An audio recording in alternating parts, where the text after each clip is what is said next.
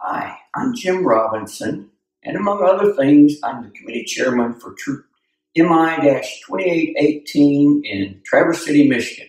That's in northern Michigan, for those you don't know, therefore you have to be prepared for whatever. So, with that thought in mind, I want to talk about the 10 essentials. You can find those in your camping guide, and you should always have those with you whenever you go out. So, first off, you never want to hike naked, and a man without a knife is naked. So make sure that you have some kind of a knife. This is my favorite kind to have with me at all times, but then sometimes I like to have even more, so I have a multi-tool. My favorite multi-tool is the Leatherman Wave. It has lots of different components that I like to use. One of those components is the saw that's in there. If I need to saw a branch, you can't saw too big, but a smaller branch for purposes of making something such as I have repaired my canoe with it whenever the carrying yoke broke on a wilderness trip. So I cut another branch that would be solid enough to put it underneath, and with duct tape, it made it as good as could be, last me through all the rest of the trip. So it has many uses that way. A knife can be used for lots of things. You can cut up tinder for your campfire. Even if everything's wet, with that, you can cut into the drier places to be able to get that. You can make a walking stick, or a crutch, or a stretcher if the need arose. So there's all kinds of things that you can use. In addition to that, you should have your personal first aid kit. Now, this is the personal first aid kit. These are for the things that you think you might need while out there. Allergy meds. I've got my ibuprofen, just in case I have a need for that. Hand sanitizer. Insect repellent. Band-Aids. It depends upon what you think you might need just for you personally. Now, this is in addition to the first aid kit for the entire group. According to the Health and Safety Manual, you must have a group first aid kit. And so this one is in a waterproof bag, so I don't have to worry about what happens. In fact, it could even take a dunk in the river without suffering any problems. So make sure you have that with you.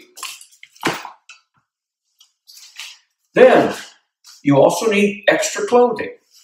Think in terms of multi-use for the things you carry, so you don't have to carry too many things. So here I have rain jacket, rain pants. They work for rain. They work for extra clothing in case I need another layer to put on. I've got another layer to keep me warm. If I were to get wet, I could put these on in place of the wet layers so that they serve multi-purposes. Another thing to think of are trail life pants. They're zip-offs. So if you're going out, if it's hot when you start, you may zip the legs off, put them in your pack, and then you will carry the rest of them with you so that if you need it to protect yourself from cold, from insects that may be biting, or from the sun, you can zip them on. Then it says water bottle in your 10 Essentials guide. Always have at least 2. One to be using, then a spare. If you're going to be with a group and you know that there will be water available, then you could take a water filter so that you can be taken care of to get extra water in case the need should arise. Trail food. Now, this is in addition to the meal that you may take. So this is extra food to have. In my case, I go with my favorites, which is mixed nuts, and then there's some dried mangoes. It can be any kind of trail food that you like, but keep in mind, sugar is empty calories. It'll give you a quick high, and then it'll give you a big letdown. So stay away from the high sugar content stuff. You need energy. You need it dense. The kind I show you there is a dense energy source. Food is fuel. So make sure that when you're out there, you do not get to the point where you are exhausted because you did not have enough food to keep you fueled. That's the purpose for having those extra things. Then, matches and fire starters. Matches are best in a waterproof container. A simple lighter is a great fire starter, but keep in mind, if it's cold, butane doesn't work. Therefore, the place to keep that is in your pocket, not in your backpack. Which, speaking of which, you should have some kind of a bag to carry all your stuff.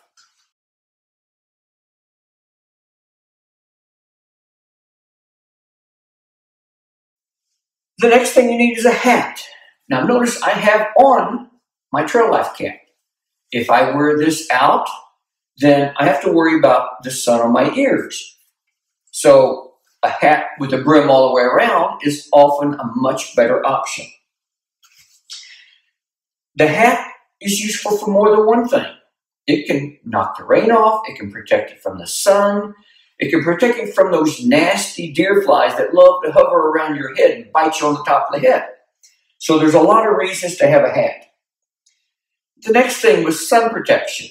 Now remember, if you have clothing on, you are protected in the areas that the clothing shows. I talked about the hat and how it can protect you. If any areas that are not, you need to have sunscreen on. So make sure you're protected. I have seen someone get a bad enough sunburn that they actually blistered. So that is a class 2 burn just from the sun. So make sure that you protect yourself. The next thing is a flashlight. Now, they come in two forms. They come in the headlamp for putting over your head, and they come in the mouth lamp, which I find uncomfortable to carry. Now, this is obviously much larger than you would need. So I would suggest that you never carry something this large because it's too heavy, even though this is light for its size. But the headlamp is light and easy to use. If you ended up on the trail after dark, you don't have to worry about holding it. It's on your head. You can point it in the right direction. It's got multi-levels of light. It's great for those kind of things. Then you've got the way of navigating. You need a map and compass. GPSs are great. My phone has the GPS capability. What happens if your battery runs out, or if you get into an area where there's no signal, whether it be from the phone or from a satellite, depending upon what GPS you're using. So it should always have a map and compass backup. Now, a map and compass is only good if you know where you are on the map. So make sure you're following along to know where you are. And you do want a topo map so that you can actually tell. So make sure that you do that. You've been through that with map and compass, I believe, a couple of weeks ago, so we don't need to go into the map and compass. Then, in your book, it talks about an optional item. It talks about a space blanket. I would suggest that better than a space blanket is an emergency bivvy. This thing is something you actually crawl into. It's waterproof so that it'll keep you dry. It has a layer that reflects the heat. So it's not that you will be comfortable, but that you can weather if you were forced to spend the night out.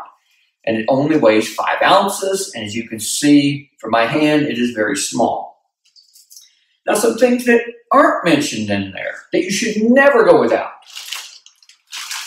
Toilet paper and the means to dig your cat hole latrine. I would suggest another item that should always be there is one of the backpacker's roll of duct tape in case you need to repair something. Could even be somebody's shoe that you're repairing because the sole has come off. So always have just that little something that only weighs about 1 ounce. And make sure that in some way or other you are getting into the scripture. That is an essential for all of us to get into. Thank you for your time, and Kent Marks is available for any questions you have, since unfortunately I have another meeting at this same time.